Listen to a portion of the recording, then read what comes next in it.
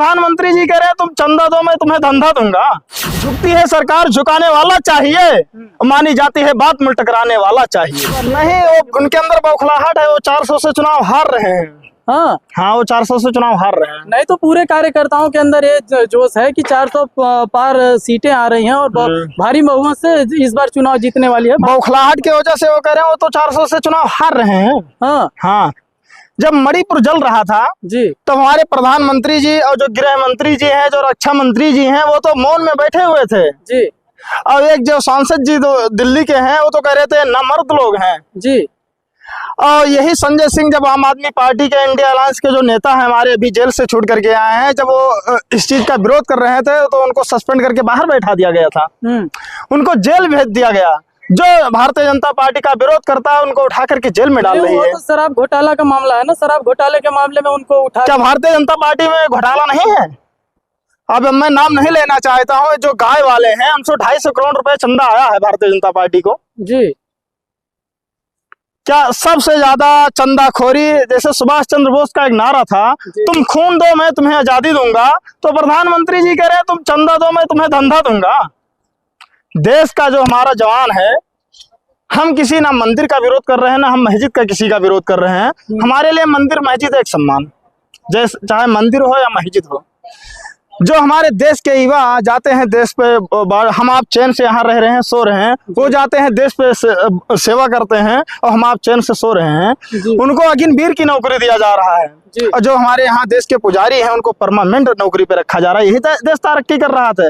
आपने कसम खाया था, मैं कसम खाता हूँ गंगा मैया की जी, मैं देश नहीं झुकने दूंगा।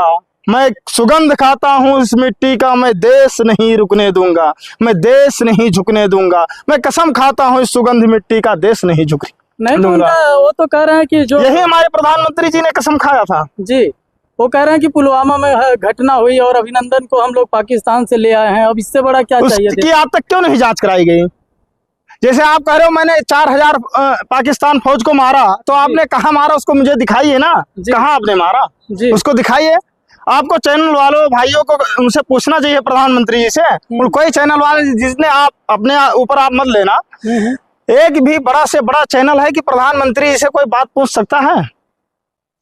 जी जी। एक गोदी मीडिया है, वो तो बिकी हुई है। एक दिन तो मैंने सोशल मीडिया पे देखा हूँ प्रधानमंत्री जी के साथ बैठे सब ऐश कर रहे थे, सब मौज मस्ती ले रहे थे। चैनल से बड़े बड़े चैनल वाले, चैनल तो सारे बड़े चैनल बिक चुके हैं। नहीं, विपक्ष की पार्टियां जो कह रही हैं कि लोकतंत्र खतरे में है। यदि भारतीय जनता पार्टी ना लोकतंत्र खतरे में है ना देश खतरे में है, सिर्फ और सिर्फ भारतीय जनता पार्टी की दुकान खतरे में है। नहीं, विपक्ष का आरोप है कि लोकतंत्र यदि भाजपा केंद्र में आती है तो देश से लोकतंत्र जो है वो तो संविधान खत्म हो जाएगा। अगर भारतीय जनता पार्टी की सरकार बनी तो संविधान खत्म कर दिया जाएगा। कैसे बताइए? अगर ये बताइए, मणिपुर जल रहा था जी, तो उस पर कोई प्रधानमंत्री जी ने बात किया? देश की महिला पहलवान यहाँ बैठी थी जी, उस पर कोई चर्चा की गई? तो अभी क्या बोलना चाहेंगे? राम मंदिर बन के तैयार हो गया, राम मंदिर को लेकर के मतलब चर्चा हो रही है। राम मंदिर बन गई, बहुत अच्छी बात है, मैं बधाई दे रहा हूँ। राम मंदिर तो कोर्ट का ऑर्डर हुआ है। राम मंदिर कांग्रेस की सरकार रहती। कहना है कि मोदी जी बनवा दिया है राम। मोदी जी कहे कितने पैसे लगा दिया? मंदिर के नाम पर इनकी राजनीति चल रही है। मंदिर के नाम पर न जाने कितने हजारों अरबों रुपए, हमें कोई मेरे पास डाटा नहीं कितना चंदा आया है, न जाने कितना चंदा आ गया है, उन्हीं मंदिर के नाम पे पैसा कमा लिया गया है। जी हाँ सर, देश से भ्रष्टाचार खत्म होने की बात होती है। अभी मुख्तार अंसारी जो है उनको मतलब मौत हो जाती है तो आरोप लग रहा है कि उनको मतलब मारा गया है। वो तो असलियत चीज है। अफजल अंसारी जी ने खुद बताया उनको जहर दिया गया है। जब अफजल अंसारी साहब मेडिकल कॉलेज मिलने गए उनसे, तब उन्होंने कहा कि भैया मुझे जेल में जहर दिया गया है। और जब अफजल अंसारी साहब मुख्यमंत्री जी के कार्यालय फोन मिलाया तो पता लगा कि वो गोरखपुर हैं। जी, मुख्यमंत्री जी को कम से कम एक सांसद थे और उनके दादाजी ने, मुख्तार अंसारी के पूर्वज ने देश के लिए शहादत दी थी। उनका इतिहास रहा है मुख्तार अंसारी के परिवार का। अंसारी रोड उन्हीं के पूर्वज लोगन के नाम से आज दिल्ली में अंसारी रोड बोलती है। तो नहीं, इस तरह जिसका इतिहास नहीं है वो दूसरे का इतिहास मिटाना चाहते हैं। जी, उनका इतिहास रहा मुख्तार अंसारी का। नहीं, वहाँ वो गरीबों का मसीहा था जी।